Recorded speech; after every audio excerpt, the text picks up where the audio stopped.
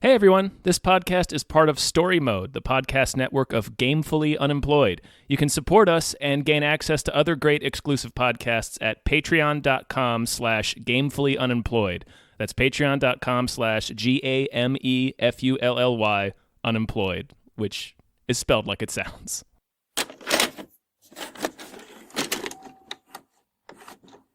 Oh, hello, everybody. Hello! Golly. Hello, golly, people! Whoa, we're silly today. Oh, man. Hi, everybody. Hello, everyone. My name is David Bell. My name is Tom Ryman. And we just watched Confidence. 2003's Confidence, starring all the white people. Confidence game is like putting on a play where everyone knows their part. Lionel, he's dead. What about the money? Everyone except for the mark. I can't be here! You guys were late. You guys got a lot of sack, man. It's confidence. So it's confidence. Starring fucking way too much Edward Burns. Mm-hmm. You can never have too much Edward Burns. Is that the main character? He is, yeah. What do I know his ass from? Fuck, man. Saving Private Ryan? No. 15 Minutes? No. He's just real. He's like a white guy. He's like a Ben Affleck type, you know? He's like a Ken doll. He was an Affleck adjacent. Yeah, he was supposed to be a big deal in the late 90s, and it just never materialized for him. He's a big deal in my heart. Good. Hey, I'm sure he's happy to hear that. folks, it's a Thursday, which means this is brought to you by one of our patrons, specifically Norm from Cheers. Woo! Thank you very much, Norm from Cheers. It's a weird request, this movie, but we did it for you. I mean, it's not the weirdest request. No. This is just, it's a 2003, like, con film. Like, it's called Confidence. It's called Confidence. It's about confidence men.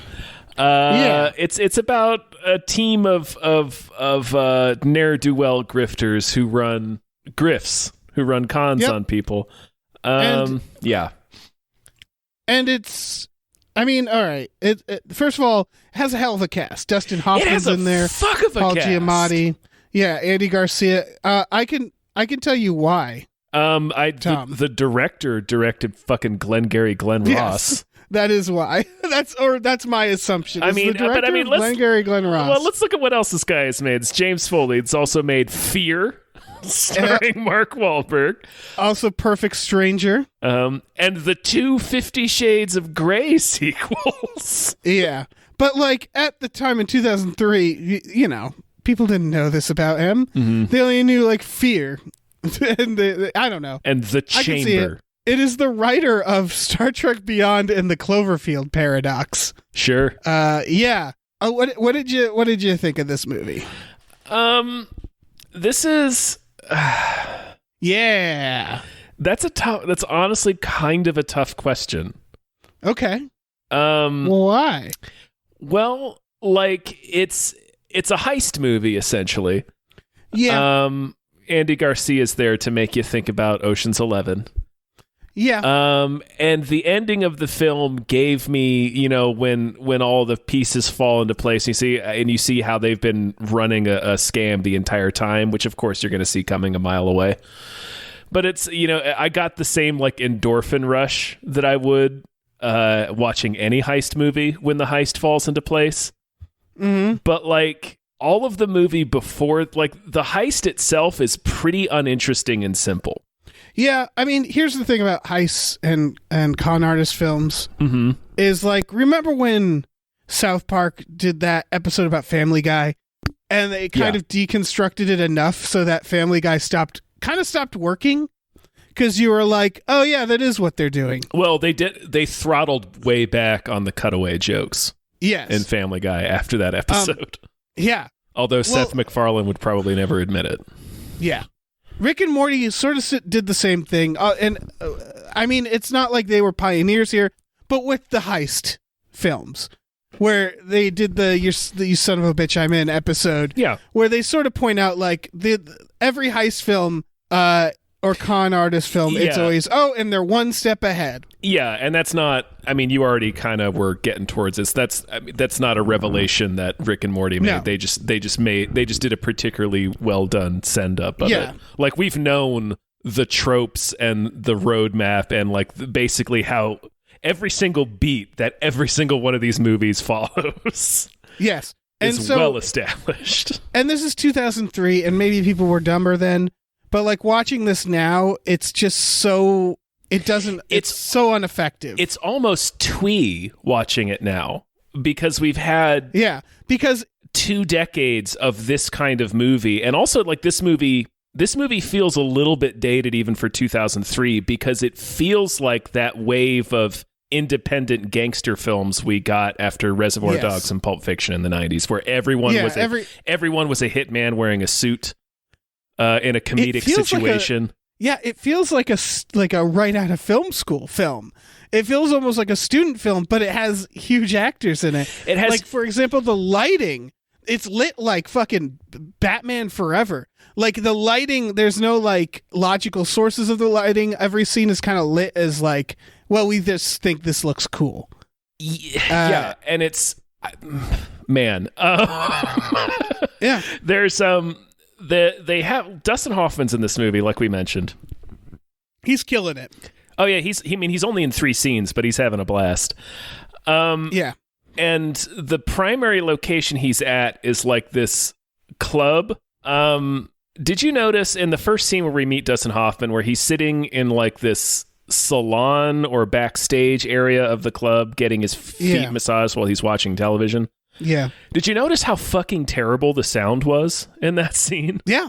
Like, this movie has Bush League technical issues shit in it. Like, just from like a technical composition standpoint, like the sound in that, and it's like an 8-minute sequence where we're introduced to Dustin Hoffman. It's an extended dialogue sequence between him and Edward Burns. Yeah. And it's the room that they're filming in is so echoey that it's hard to understand them. And it's like, guys, did you not? You directed Glenn Ross, man. Like, did you? That movie's nothing but dialogue. How did you watch this scene and hear that sound and be like, that's fine? That's the crazy thing is Glenn Ross is great. Like, in terms of like directing, it's acceptable. At least it's better. It's so much better than this. This is wild. This feels like it was directed by like a 19-year-old film student. Yeah, and the editing is out of control too. It's doing that. It's doing the. It's trying to be Guy Ritchie.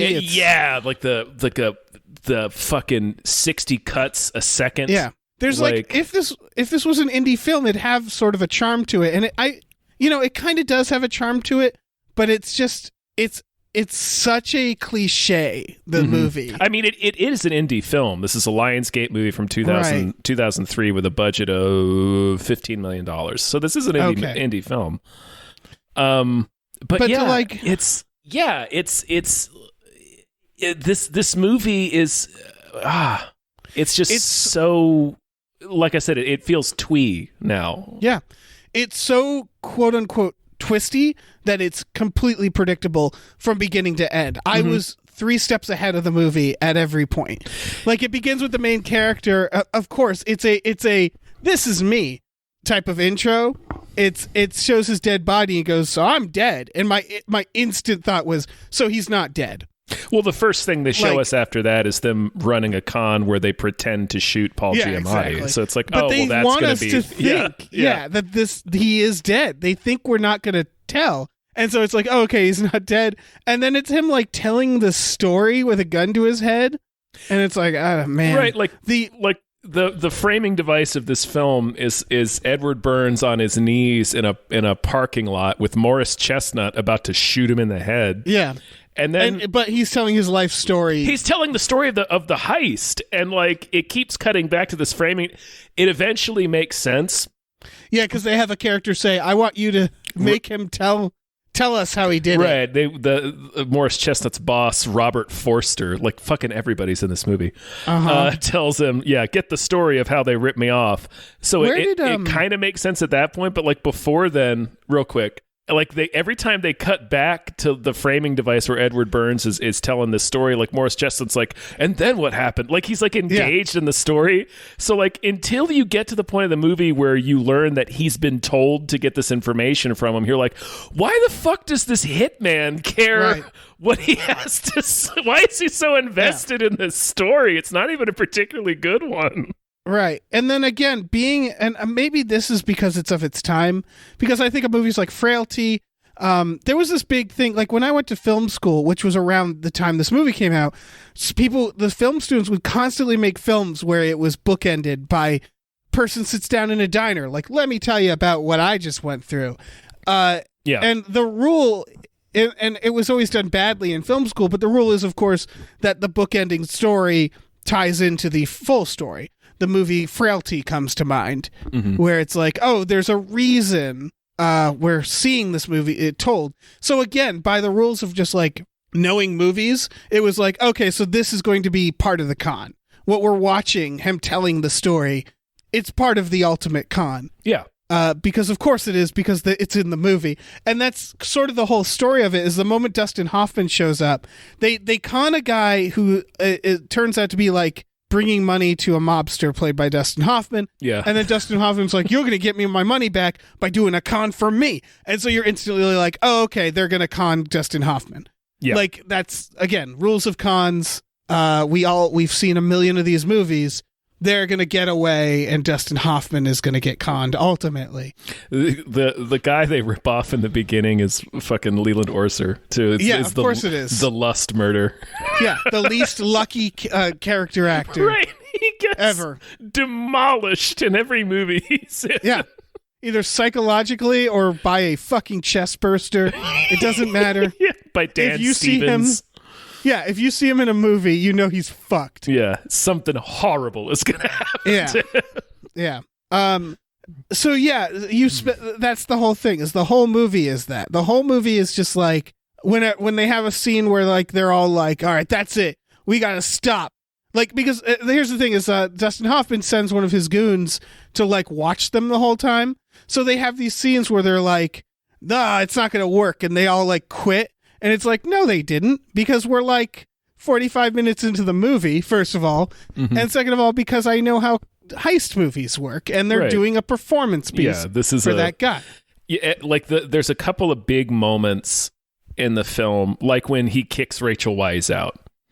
Yeah, and it's like, no, you didn't. Well, yeah, because it's like, and I mean, and this may be the movie trying to tell us this, because I noticed a couple of things that I thought were mistakes at first, but then the movie also corrected them. Yeah, also Rachel Weisz is in this. Rachel Weisz is totally in this. Yeah. Like his outburst, like he suddenly calls off the scam, even though he's in debt like $250,000 to Dustin Hoffman, who is a violent maniac. And then he berates Rachel Weisz and kicks her out of the crew in a way that's completely unlike any way he's behaved before. Right. So it's like it's so clearly a work within the film that it's like I have to believe that the movie wanted us to know that it was a work. Right, but then the movie at the end is like, haha, and it's like, no, I know everything you're telling me, movie. It's the thing where when it gets to the point where it's like, and then we did this, and then we did this, it was like, yeah, I know that fucking Andy Garcia was in on it. I know that. Like, it's just all the things were made very clear throughout the movie by just knowing how movies work, I guess. Yeah. And knowing that the writers are sitting there just trying to think of, oh, how can we be one step? Because it's ultimately the problem with these movies and the Ocean's 11s and most heist movies or con movies is that it's just the writers. They set up the rules and then they go, ha, we're so smart.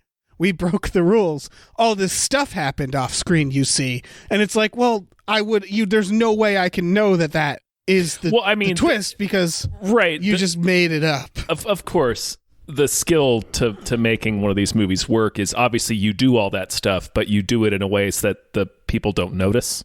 But that's what you're doing. You have to do it in a smart way. It's just that, like, by Ocean 12's, I think, when they were like, all this stuff you just watched, it was all a trick. And it's like, you mean the movie? They were just lying the movie? And you realize, like, oh, there's only so many of these plots that work. Like, even The Sting does that. The Sting is, like, at the very end, you're like, oh, no, they shot each other or whatever. I forget how The Sting ends. I know it's the idea of, like, oh, and The Sting is, it's the con is up. Oh, but it actually isn't. Mm-hmm. So they all do it. Ocean's 11 does it, you know? They're always like, oh, it seems like they're in trouble. Oh, but wait, this was all part of their plan. Right. Well, I mean, like Ocean's 11, I think The Sting and the first Ocean's 11 still do it reasonably well because you're not watching. Reasonably well. You're not watching for it. And like they're pulling it off by not. I think the movies that do it the best, honestly, are like weird example, but Snatch with Brad Pitt's character, you don't even know there's a plan. Where with exactly, that's what I'm talking about. Is you don't because you're not watching that type of film. That's what I mean. Is like Ocean's 11. We in retrospect we should have known because it's The Sting. So if you had any of knowledge of The Sting and you're watching that movie, you're like, oh, they're gonna do a thing because that's just what heist movies are. You know, there's never a heist movie where they make a plan and then do the heist, and we just watch the heist and go, wow. Good heist. There's always some fucking twist. Matchstick Men, I thought was a good version of this because you don't think the movie is about that either. I actually haven't seen Matchstick Men. Okay, well, I'm not going to spoil it for you. Isn't that directed by like Ridley Scott or some wild shit? There we go. Yeah. All right. It's not a perfect movie, but it's got Nicolas Cage and Sam Rockwell. I'm going to watch it because it has Nick Cage and Sam Rockwell. Yeah, just devouring the scenery. Directed by Ridley Scott. Are you kidding me? See, this is the level of movie that Confidence is we're talking about a bunch of other movies. Yeah. Well, this was just so standard. Mm-hmm. It was, again, like I felt ahead of the movie at every turn. That's all. When Andy Garcia and he sits down, he's like, I tried to bribe him, and then they cut away, and he doesn't say the answer to like what happened. I was like, oh, so you did bribe him. So he successfully bribed him, Yeah, and he's in on it, and the movie's trying to make us seem like he's a threat when he's really clearly in on it. Got it, movie.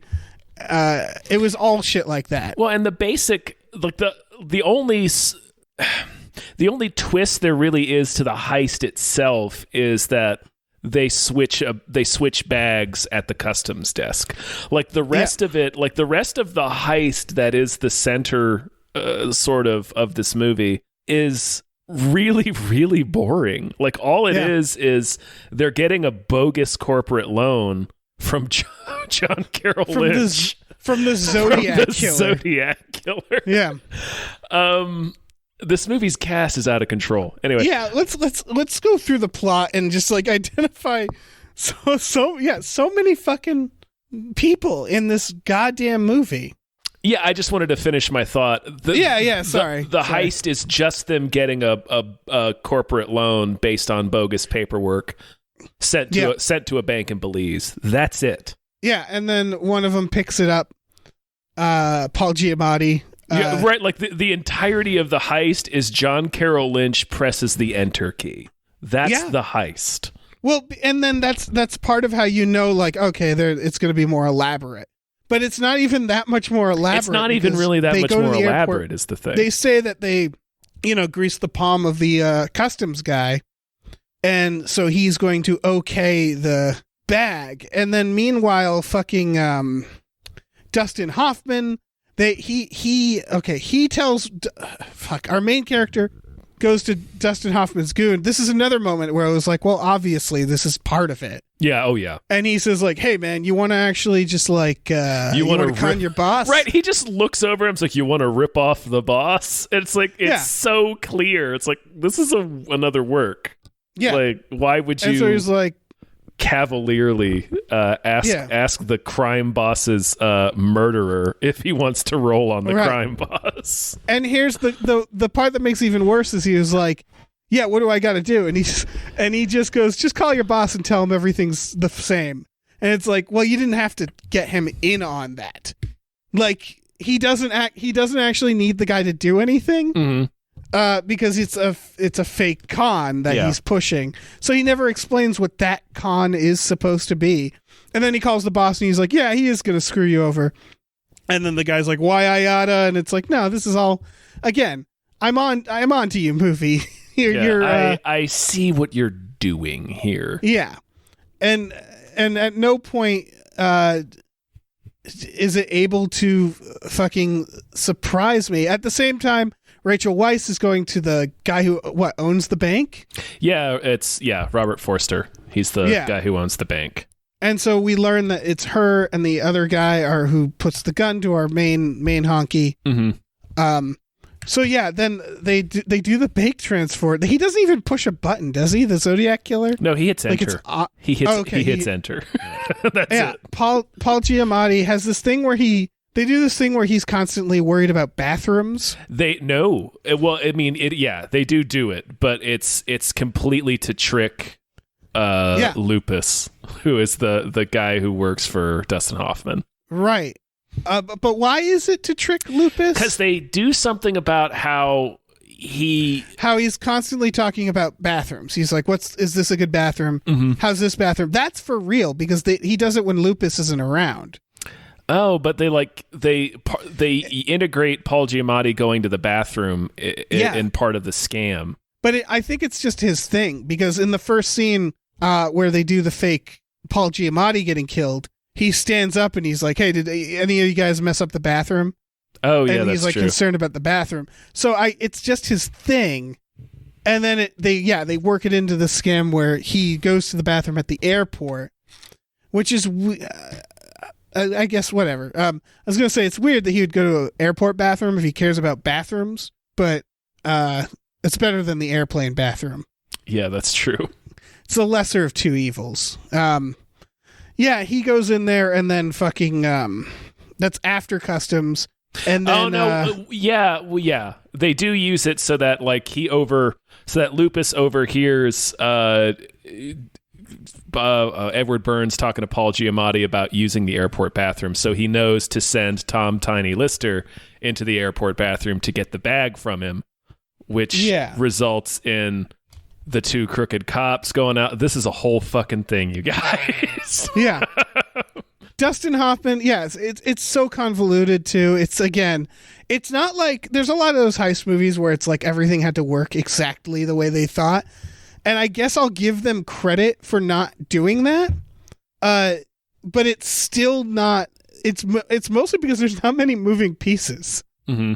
There's a great line where it's like more than halfway through. He's like, a good con is like chess. And he starts like explaining the analogy and it's like, you don't have to. We got it. We got it, man. We got it.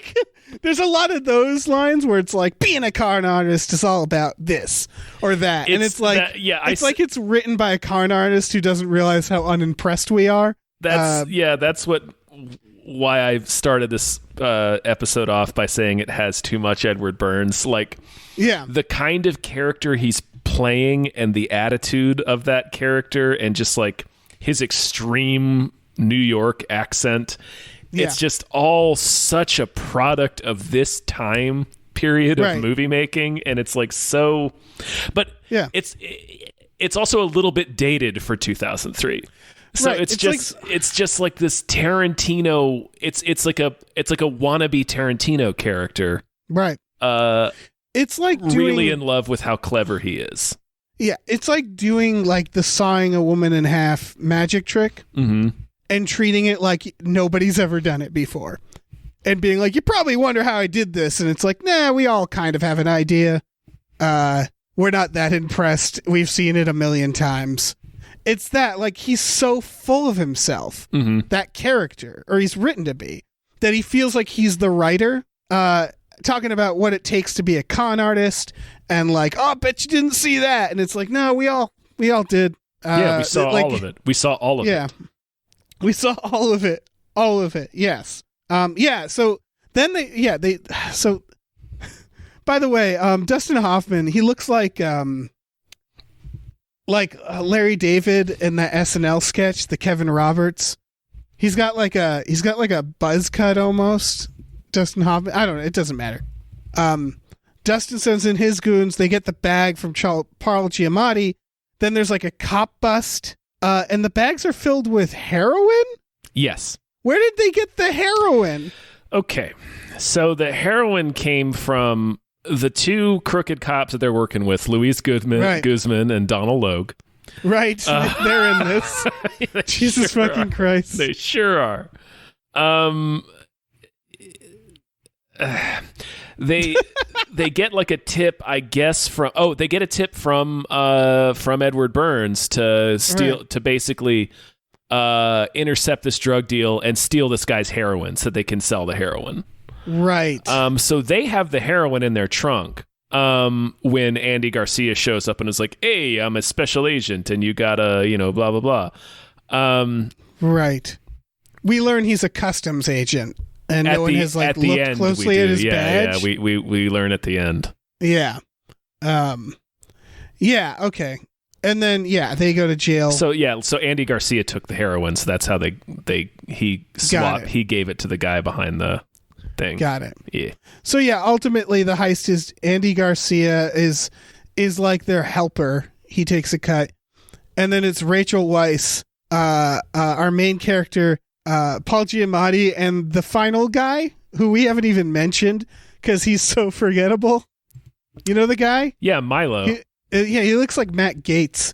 Like he's a little bit, yeah. Like did he do anything in the movie? Like did he earn his keep? Yeah. What did he do? I mean, he was in on a couple of the shit. What did he do? I mean, he did very little. He was just kind of there. Look, if I was consulting this group of con artists, I would say cut that guy loose. Because he doesn't do shit. He doesn't do nearly enough. Like he's no Paul really Giamatti, that's for sure. He's no Giamatti. He's kind of just there. What was with the scene where he's mad that Rachel Weisz is a redhead? It's like bad luck. I don't know, man. What the fuck does he care about? There's a scene where he tells, and I can't tell if this is part of the con or not. It didn't seem like it was. It seemed where like he told her to change her hair. Well, yeah, that's true. I don't know. They do this thing where they're like, so here, like, again, they talk about it like it's part of the con job, where they're like, so here are the bad luck things. Mm-hmm. This and that. If a bird flies through your window, and redheads. And then she walks in and they're all like, oh, geez, she's a redhead now. And she's like, you told me to change my hair. And they act like it's somehow, he literally says the words, you just fucked us, about her redhead hair. Mm-hmm. And like, if you tell someone to change their hair and they're a brunette, there's only a few options there. Yeah, there's only a couple things you can do there, man. I don't know. Yeah, I don't know what you want. If it's really important to the point that it apparently will ruin your heist, that they'll choose one of the two obvious options, specify.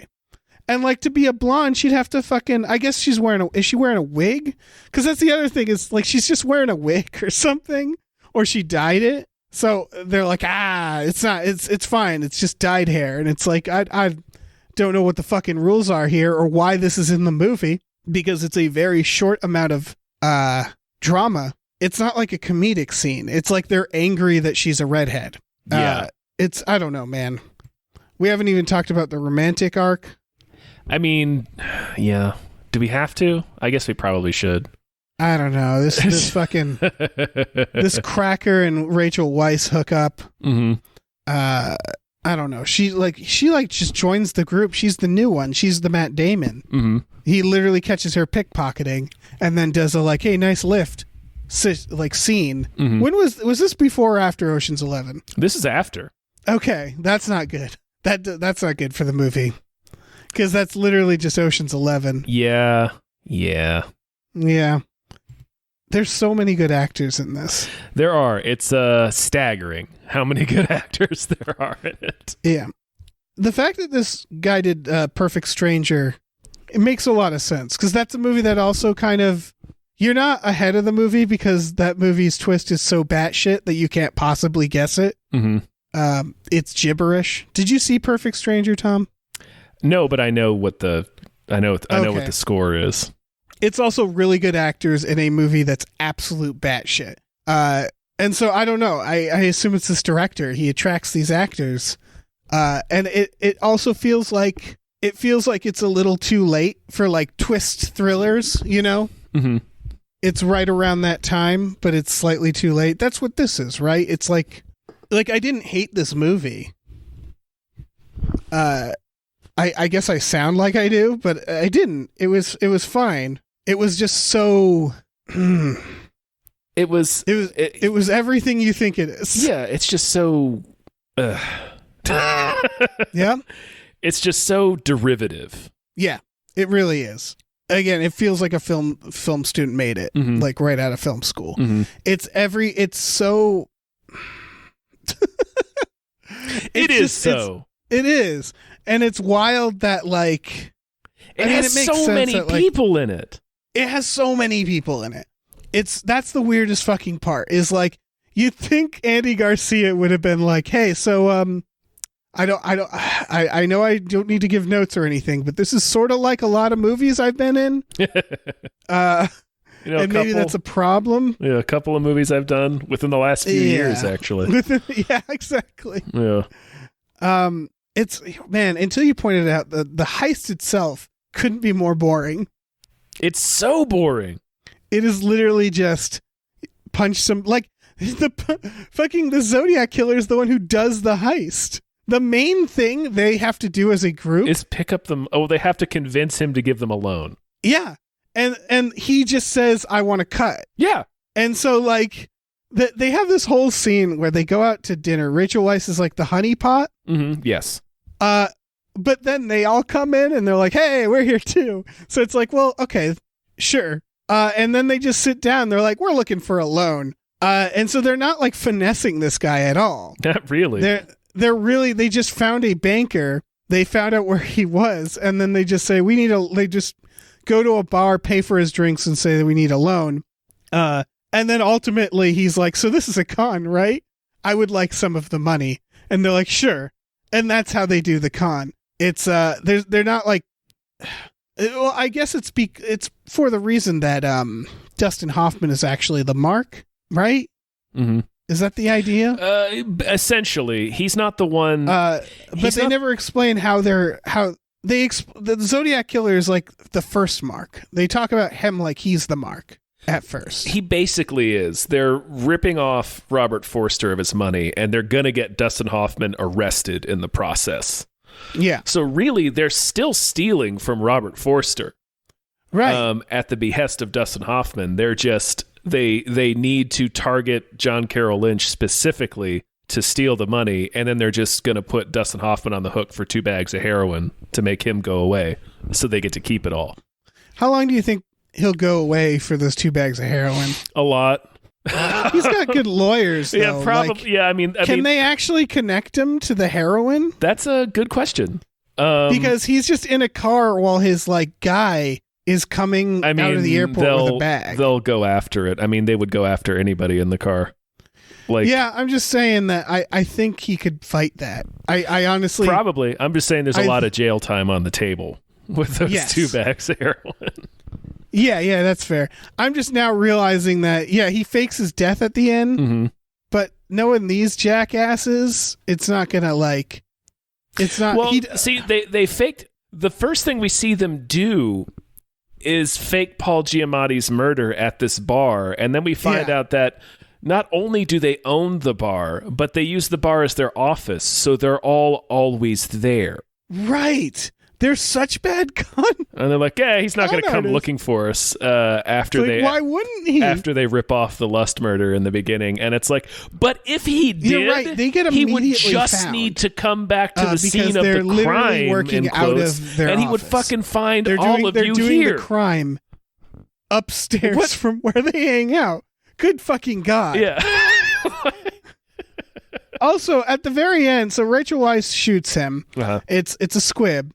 Yes. She does it for the sake of that one guy. Yes, just to fool Morris Chestnut. Yeah. Dustin Hoffman's not going to hear about it. No, the idea is that he's going to run back to Robert Forster and be like, that lady that tipped us off went crazy and shot the guy. I guess we're just going to have to call your $5 million a wash. Right. I don't think that's going to happen. Yeah, maybe for like a couple thousand or for like a couple 100,000, maybe. But 5 million? No, he's going to try to find that $5 million. He's going to find that $5 million. I guess what I was getting at is in the shot when Andy Garcia rolls up in his car, the main character, he's still lying there dead. Mm-hmm. And it's like the vacated alley. Why is he doing that? Who's that for? Just in case. He doesn't know anybody's around. But like, who? All he needed was that one guy to see him get shot. That guy fucked off. He doesn't have to pretend to be shot anymore. I don't know, man. You never know. Yeah, and then Andy Garcia shows up and then he pretends he stops being dead. Mm-hmm. So like, just how long is he even lying there? I don't know. Probably the plan was to lie there until Andy Garcia drove up, which would give him the signal that the coast was clear. Yeah, okay. That I guess that works. Yeah, that's like you're nitpicking the wrong aspect of this movie. I don't know. It's dumb. This is a dumb fucking... Like that, I did not have an issue with that one. It just felt like he was lying there for us. I mean, he is, because it's a movie. Yeah. Yeah. But... Man. Yeah, I don't know. This movie, I mean... Was it... I don't think it was ahead of its time or even on par with its time when it came out. I've said it a few times. This movie was dated in 2003, for sure. Yeah, yeah. Like, we were...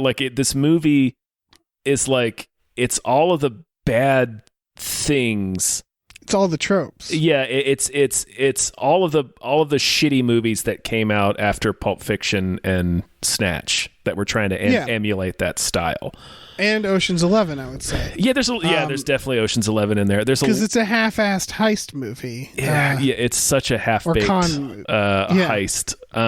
There's even, like, Dustin Hoffman even says he tells a story in the movie about the white suit story about like he pulled his first job and got some money, so he bought this nice white suit, and it just made him a target when the people they ripped off came for revenge. And then he's like, style can get you killed. And it's like, man, the people who made this movie needed to listen to that story, because this movie is so in love with how clever it thinks it is, and how like stylish it thinks it is, that it's just a clunky, obvious heist movie with a boring fucking heist at the center. It's that era. It really does stretch into like early 2000s too, because I think of like the late 90s was like when it all came, like right, like The Matrix, Run Lola Run, where like it's like this style of filmmaking where it was very loud, worked, and those movies still hold up. And then we got into the early 2000s where it just felt like a copy of a copy of a copy of a copy. And some of them work, I would argue. Like we did Lucky Number 11. I remember that being okay, but then again, I don't really remember that movie anymore. That was a weird one. Yeah. Where like, there were a lot of people taking these swings, and it was just like, we're just done with that era. Mm-hmm. And then, you combine that with the most obvious heist stuff. It's just, I can't be mad at this movie, but like, I think the reason I'm not mad at this movie is because I had never heard of it. And then I watched it. I'm like, yep, that's why I never heard of it. This is why I never heard of it. Yeah. Fucking. Yeah. An A-list cast from the director of Glengarry Glen Ross. And it's like, man. It's so unremarkable. Yeah. It's just so unremarkable. Yeah. This is a real, man, I was going to say this is a movie that's going to baffle people in 20 years, but we're at that point. This movie came out 18 years ago. Don't say that, man. It is baffling us 20 years later. Yeah. Yeah, it's just like, why did they all agree to do this? It's a real artifact. We're like, what? How did I never hear of this movie? And then you watch, you're like, oh, that's why I never heard of this movie. Yeah, it's old Glengarry. Yeah, I don't know. How do you make a heist film like now these days? How do you go about that? It's like it feels like the genre is extinct. I mean, and people are. This movie reminded me of that. Yeah, I mean, we're still getting. Like, I think we did a We Just Watched on it. Den of Thieves, Gerard Butler one. Yeah, well, you do. All right, what you do is you don't try to be clever. No, like. That, I mean, that's another way to do it, but like or like Heat. Like Den of Thieves is very much like Heat, where those movies. The heist is not about them pulling like magic tricks. It's about like, okay, every single step of the plan is going to go wrong. Yeah, that's a gritty heist. It's gritty heist where it's like, actually, would it have been great if Ocean's 11 was just like ended with Danny Ocean getting torn apart by fucking police fire. Yeah. And it was just like, if it just like went so wrong. Yeah. It started as like a glitzy, like, yeah. Ocean's 11, baby, we're back. And then it's just like suicide by cop by the end. It ends with Al Pacino shooting Danny Ocean to death on a jetway. Yeah. That's the fucking... See, that would be an original heist film that did something you wouldn't see coming. Brad Pitt, you're like, Brad Pitt takes a child hostage with an M16. They just become such dark-ass characters at the end. God, see? That's how you make a heist film now. I mean, you can do... both styles of movies are still viable, because there was an element of the magic trick "We're so clever" misdirect in Den of Thieves. Yeah. I'm just imagining John Cheadle with like a bomb strapped to his chest. Doing that stupid-ass voice. His dumbass basher voice. I love Don Cheadle, but that voice is ridiculous. Oh, yeah. That character is absurd. Yeah, you can still do little cute things in heist, but when it's this, where it's twist on top of twist on top of, where it's just like, and just the endless like narration and monologuing by Edward Burns, who is playing a character that is just so in love with how clever he is. Yeah, you know what's a movie that I would say it's not good, but it's a better version of this is The Score. The with Score's Edward okay. Norton and Robert De Niro. It's the same format. It's the same, he screws that guy, and then, I was on to you the whole time. Yeah. But it's a lot less twisty, and they do, the way they, like, satisfy you is they do something like, in that movie, the thing they withhold is, how is he going to get into the safe? You know he's gonna. It's not it's gonna happen, and then they reveal it when it happens, and you're like, oh, that's a cool way of doing that. Mm-hmm. There's also... Like, that's kind of what you need, is, like, the way the movie like leave out certain details, not because you're trying to trick people, but because you're like, no, just wait and see. It's kind of cool. Yeah. And then you let the audience see it, and they're like, oh, that is a cool way to do that. That's how you do a clever heist, I guess. And also, this movie, it's in between Ocean's 11 and The Score in terms of having the right number of characters. Like, I think one of the things that The Score does right is it's really just those two characters. Mm-hmm. Marlon Brando just in the same spot every time we see him. Oh yeah, he's not fucking moving. Yeah. And then Ocean's 11, which has so many characters that each one of them just gets to be some over the top cartoon. Yeah, like and they're there to do one thing. Yeah. But in a movie like this one, like Confidence that we just watched, it's simultaneously too many and not enough characters, because it's like because, for example, we couldn't tell you what fucking Milo did. What was his point in the movie? I don't know why. And then those two cops, it was like, I don't need these guys in this movie. Need these. I mean, I like these actors. I don't think we need them. They felt like they were just sort of in the way. Yeah. And we didn't really get to know them. We didn't like them. There was too many characters that I didn't like. We didn't know anything about them. Like, I liked Paul Giamatti because I like Paul Giamatti. Yeah, exactly. I like Rachel Weisz because I like Rachel Weisz. Yeah, but we don't really know. Yeah, very unearned fucking romance. Yeah, we get so much of Edward Burns and like absolutely nothing from anybody else. So it's like, it has a massive cast and really only like 3 characters that you really needed. Mm-hmm. And really, the only person I liked watching was Dustin Hoffman. Yeah, because he was doing a thing. Yeah, and also he rarely plays bad guys. Mm-hmm. That I can think of. I know he does, but like not often. Very rarely. Not often. Yeah, it's like usually he's fucking fighting Peter Pan. So it's nice to see him play like a mobster. It was interesting, but like, there's just not. Not enough. Yeah, he's only not enough in this fucking movie. He's only in 3 scenes. Yeah. Yeah, it's And Garcia. The second 2 scenes are incredibly brief. Yeah, Garcia's barely in it too. Yeah. Which I knew that from just the credits. Right, like it's like the last person's listed. Right, yeah. and it's Andy Garcia, I believe. Oh no, it might be Dustin Hoffman. Yeah, it was like the credit was like Dustin Hoffman was here or something like that. Special appearance by Dustin Hoffman. Yeah. Dustin Hoffman passed our set briefly. Dustin Hoffman was on set for 6 hours one day. Yeah, exactly. Yeah, I don't know. I got nothing else to say about this. I have stuff to say about the heist genre in general, and where do we go from here? And I guess it really is. You're right. Like Den of Thieves rocks. It can be done, but I think the Ocean's 11 twisty heist, I can't see that really working anymore.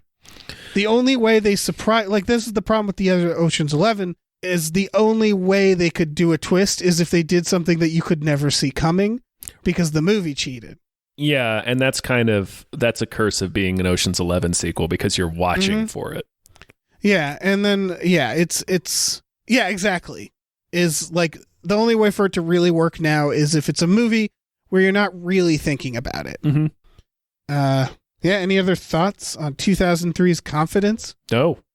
I'm amazed for their I guess it was like right when this movie ends with a Coldplay song. Oh my god, the Coldplay song. Right. Yeah, that was something. Clocks, I believe. And I was like, this tiny ass movie shelled out for a Coldplay song, huh? And then I remembered it was 2003. Right. So that Coldplay song probably didn't cost that much.